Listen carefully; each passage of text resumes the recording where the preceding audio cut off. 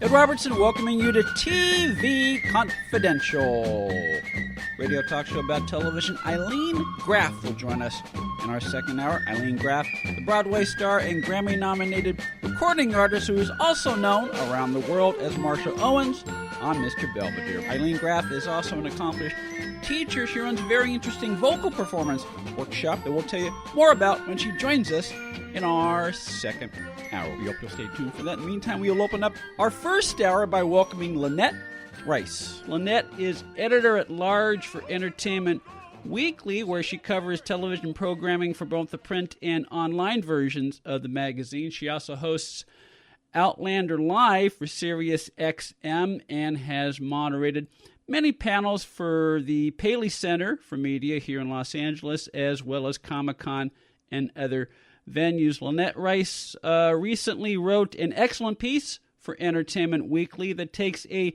fresh look at the circumstances surrounding the murder of Hogan's hero star Bob Crane on June 29, 1978, a still unsolved mystery that has spawned 5 books, 3 investigations, the 2002 movie Autofocus starring Greg Kinnear and Willem Dafoe, and a whole lot of speculation. Lynette Rice, welcome to TV Confidential. It is my pleasure to talk to you. How did you come to write this? Did you pitch the story? Was it assigned to you? Was it an idea that there's something that came across your desk and say, I got to look into this? Well, a couple years ago, I think it's been like 2 years, we started doing an entertainment crime series. We're looking back on crime stories that happen within the entertainment world. And as you know, there are many.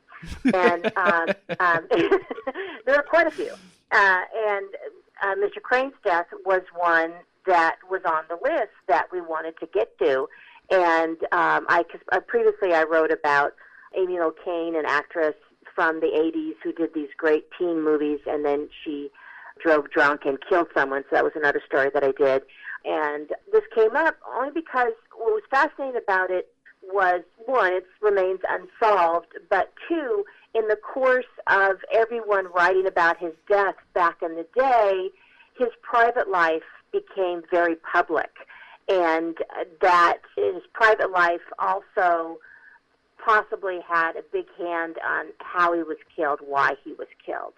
So that's what made the case so fascinating. You kind of touched on this. The Bob Crane story has been a very deeply involved part of the fabric of Hollywood for the past 40 years, and you've covered the entertainment industry. You've covered television for many, many years. Did you have any notions about the case going in, or did you somehow block it out and go about this with a clean slate? I really didn't know much about it. I'm 56 years old. I remember Hogan's Heroes. I watched it as a kid. I loved Robert Clary's character in particular and how cute he was when he would pop out of that door where there was like the underground tunnel. Yeah. I remember that show vividly, and so as most people do.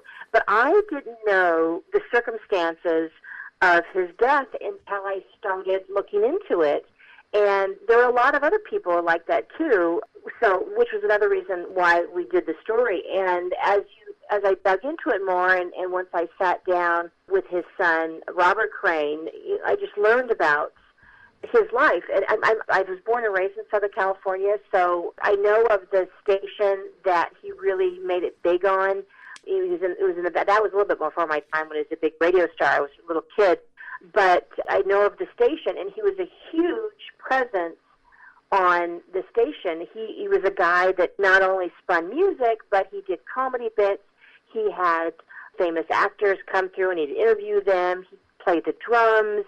I mean, he was just a man of all trades, and I think somebody like him inspired others, the Howard Sterns of the world, the Ryan Seacrests of the world. I mean, he really was a pioneer in that regard. He was a big deal, and so that was his springboard into television, which he really wanted to do. So no, and so that's a long answer to, I didn't really know any of this stuff, and then once I dug into it, it's like, what? This is crazy. But see, that's the best possible approach to tackle any story, wouldn't you say? It's fun that you don't know when you're really learning more about it, because when we conquer any of these crime stories. There's such a huge appetite right now for crime. It's very hard to find a case that hasn't already been picked apart to death. Mm-hmm. And so the fear is like, are we going to cover something that everybody already knows about? Because this is something that happened over 40 years. And make no mistake, there's been a ton of attention on it. There's been at least 5 books. A reporter in Phoenix did a whole TV special about it. He actually persuaded the state attorney to give him the old blood samples so he could have them retested to see if something was missed. I mean, that was unheard of. But he did a whole special on it, and then he wrote a book. His son wrote a book. A woman who has become this unofficial spokesperson for Bob's second family, she wrote a book. So there's already been so much written about. So the fear is always like, what am I going to offer that everyone already hasn't written about? But there are people like me that and I'm just drowning in pop culture because that's my job. If I didn't know about it, there's probably still a lot of people, a lot of boomers mostly, Mm-hmm. who don't know about the background as well. So in that sense, yes, it was fun to retell the tale. And that included, I flew to Scottsdale where he was killed. I was like a little paparazzo, and I went to the apartment building where his body was found. Yeah. And I took a picture of the apartment building, and we were going to run it, but then it got cut. I was so bummed. And the apartment building hasn't changed a bit. Yeah. In fact, his actual apartment unit number is covered by a wreath in hope to dissuade looky-loos from coming by. That's still there, but he was doing the dinner theater circuit. That's long gone. But I went there to talk to a detective on the case who was great. He's like a detective out of central casting. Not much of a sense of humor. Mm-hmm. I tried to get him to laugh. He was just the facts kind of dude and talked about it a lot. They felt like they found their guy. Unfortunately, he never was convicted.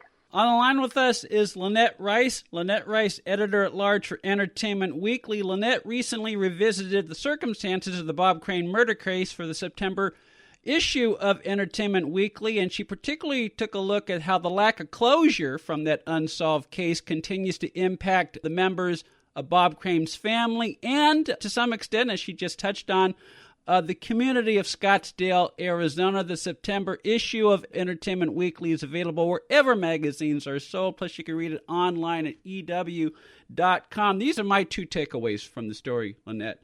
One is I have had a chance to interview Robert Crane, Bob Crane's eldest son, on my program. I've also had a chance to interview Karen Crane on my program. So I have some knowledge of the fog or lack of closure and the grief that the family continues to live with 41 years later. But apparently the family has drifted apart over the case in recent years, and that made me sad to learn that. Yes, Robert talks about how he hasn't really sat down with his mother or his sisters to talk about what happened, which he finds very odd, that they can't talk about it. His mom has remarried, and, Robert described his stepfather as a saint because he's had to live through all this. Mm-hmm. But it's odd for Robert that they can't talk about it. And I said, well, did they even, read your book? And he said, no. He couldn't talk to them for his book, and he doubts that they've even read it. In fact, it sounds like Karen, the one sister that you spoke of, has talked more with the second family. That's how he easily refers to it. His second wife, and they had children together. His second wife was Patricia Olsen, a.k.a. Sigrid Valdis. Yes, she actually was an actress on the show. Mm-hmm.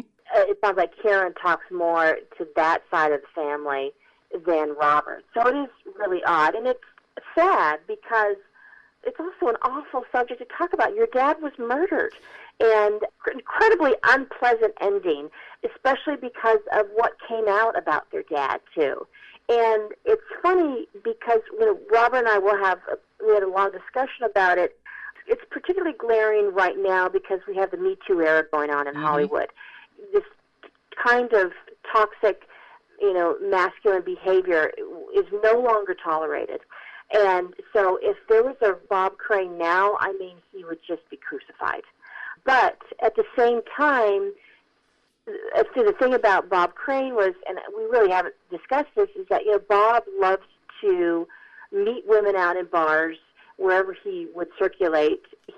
They would willingly come back to a hotel with them, and he would take pictures of them naked with Polaroid camera, and he would film them having sex. These were all willing women. In fact, the detective on the case went back and interviewed a lot of women to see if they were potentially suspects in his death, and he said he never found a woman who was forced against her will to do these things. Because the thought was maybe it's a jealous boyfriend or something like that. But these women were into it because it was Bob Crane.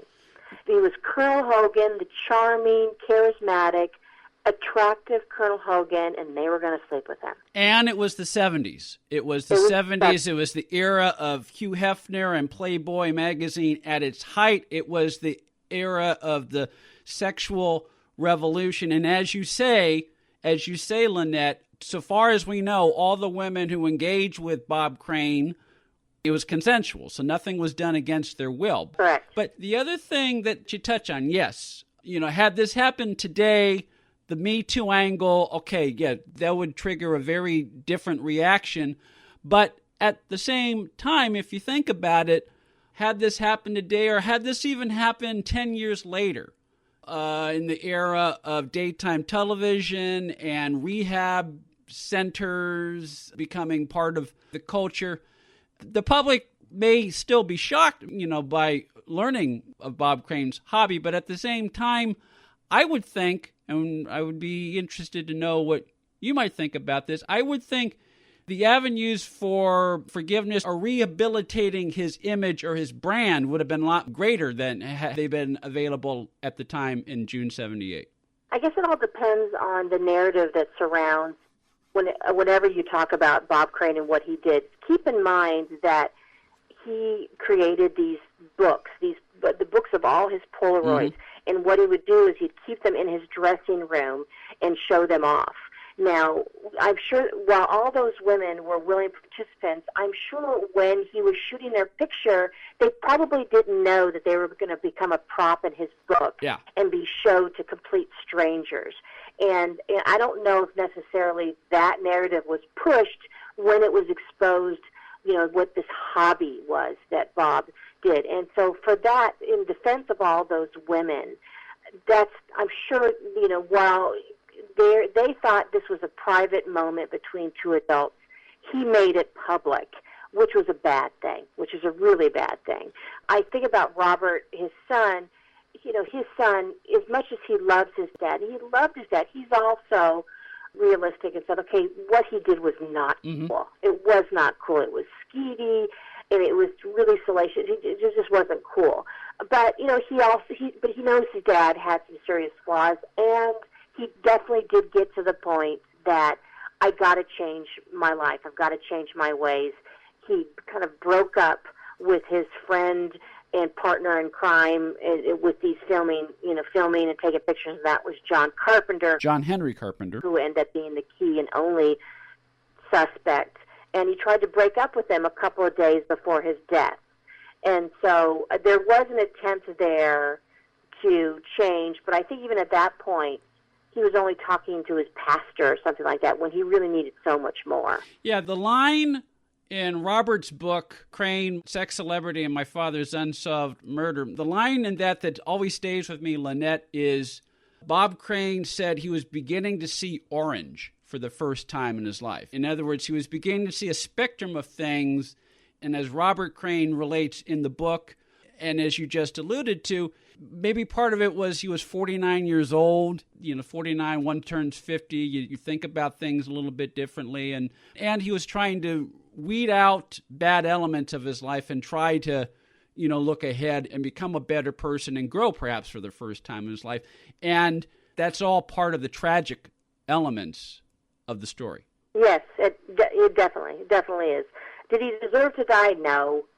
Of course he didn't deserve to die. Was his behavior appalling? Yeah, considering for somebody who purports to love women, he's treating them as objects. He's not respecting who they are. I mean, look, men are evolving. He hadn't evolved. Mm-hmm. But he certainly, the way that he died, it was horrible. The whole thing is just very sad. It's just very sad. On the line with us is Lynette Rice, editor-at-large for Entertainment Weekly. Lynette recently wrote an excellent piece on the unsolved murder of Bob Crane and how that continues to affect the actor's family and the community of Scottsdale, Arizona. You can read Lynette's article in the September issue of Entertainment Weekly, which is available wherever magazines are sold. And this comes to the second takeaway from me, Lynette, is that as a kid, I had never been to Scottsdale, but I knew that Scottsdale existed because I listened to a lot of baseball games. And so to me, you know, when you're 13 years old, you always think of, oh, Scottsdale, that's where the Giants play in spring training. But as you point out in the article, a cloud exists over the town of Scottsdale that has never gone away. Yeah, when I was talking to the detective about it, his name is Barry Vassal, I asked him, you know, what did a death like that mean to the community at the time? And it certainly was, you know, he's certainly their most famous death. I mean, they've had celebrities through there before, but that was mostly because of that dinner theater circuit. I mean, back in the day, these, you know, celebs would do this. They'd do these plays for folks after their meal. It was still kind of, you know, the end of the line for actors that weren't getting enough gigs in film or TV, but it wasn't a bad way to make a living. Yeah. And they were all over the country, and so their stars would definitely, you know, go through Scottsdale. But this was their most famous, and it remains that way today. But if you talk to people there now, I don't necessarily know that they would know about it. I just think only the boomers, you know, the great generation would know about it, and that's it. It's sad that that dinner theater is not even there. So, and the fact that the apartment building hasn't really changed at all. I mean, I think it's, I don't know what the color was back then. The only thing that really changed about it is the condominiums now. They're not apartments, but they're easily accessible. I was able to walk right up next to the door. And so that tells me that people have forgotten about it. You know, whoever lives there, and by the way, whoever lives there is prepared for people like me, and they have like dark screens on the window and like dark screen over the door, so you can't see in at all. But the fact that it's so accessible tells me that people have moved on. It's sad. What did you learn the most in the course of researching and writing this story, Lynette, that surprised you? It never ceases to amaze me how much DNA testing has changed our world, and how many cases like this there are out there that will remain unsolved because they simply weren't able to test stuff. There was an interesting development that happened on the case. Some detective was looking over the crime scene photos several years later and noticed in one of the photos that there was a piece of brain tissue inside of John Carpenter's car, and that was enough to convince a judge to actually finally take it to a trial, because initially they did suspect Carpenter. They didn't have that brain tissue, but they had other evidence like blood on the outside of his car door that they took to the attorney, but the attorney wouldn't arrest him. That picture of that brain tissue, they were able to finally get it into a courtroom, but they didn't have that brain tissue. It was long gone. They couldn't test it. So ultimately, the court case, I mean, he was acquitted, because it was all basically hearsay at that point. That his defense attorney was able to say, it could have been an angry boyfriend or a pissed-off woman because of, you know, his hobby. Again, that side of him came and bit him in the butt. You know, that was used as a weapon to defend John Carpenter. Maybe it was one of those people. So in the end, his side life made it impossible to solve his killing. It's just tragic. The name of the piece is Ugly Things Don't Generally Happen in Scottsdale. It is written by Lynette Rice. You can read it in the September issue of Entertainment Weekly, which is available newsstands everywhere, wherever magazines are sold. You can also read it online, EW.com. You can follow Lynette Rice on Twitter at Lynette Rice. Greg Ehrbar will join us when we come back on TV Confidential. Hi, my name is Lily. My mom and dad used to fight about money all the time. Then one day, I heard them talking about this guy, some uncle I never knew, called Uncle Sam. Well, they say this Uncle Sam guy wanted them to pay him like $1 gazillion, and they didn't have $1 gazillion. So they called this company they heard on the radio called the Tax Doctor. And the Tax Doctor worked with Uncle Sam's people. I think they're called the IRS. And they were able to work it out so my mom and dad didn't have to pay Uncle Sam very much money at all. So now mom and dad are happy, and I'm happy too. Thanks, Tax Doctor. If you owe $10,000 or more to the IRS or state, call now and pay less. 800-649-0142. 800-649-0142. That's 800-649-0142. Story Salon is Los Angeles' longest-running storytelling venue. We have live shows every Wednesday in Studio City, as well as solo shows, podcasts, CDs, and several books. Los Angeles Daily News calls Story Salon Gemstones of Narrative, something new, funny, astonishing. Sunset Magazine says tales tall, tragic, and tantalizing. All of this makes Story Salon one of the most eclectic entertainment experiences available. You can learn more about us by going to our Facebook page or by visiting our website at www.storysalon.com. Become an advertiser or underwriter of TV Confidential and let our brand help promote your brand. To find out more, go to televisionconfidential.com/advertise. Accredited by Guinness World Records, welcome to Archival Television Audio Incorporated, a peerless TV soundtrack archive preserving the audio from television's first 3 decades, the 1950s, 60s, and 70s, the golden and silver age of television. For more information, go to atvaudio.com. Ed Robertson, along with her friend Donna Allen Figueroa, who I understand has a new book out. Yes, it's entitled Fall Again Beginnings. It's the first part of a 4-part contemporary romantic series set against the background of working actors. Something that you know a thing or two well, about. You write what you know, and I have been working in the business for several years. It is not necessarily autobiographical, but it's based on... Sure, many of the experiences that the actors in my book have, many have happened to me, many have happened to friends of mine. It's not, if you're looking for Valley of the Dolls, it's not, it's grounded in reality. It is grounded in reality, and it's the first in a series. Yes. Called the Fall Again series. Fall Again. Which is available as a paperback as well as an ebook and in Kindle at fallagainseries.com.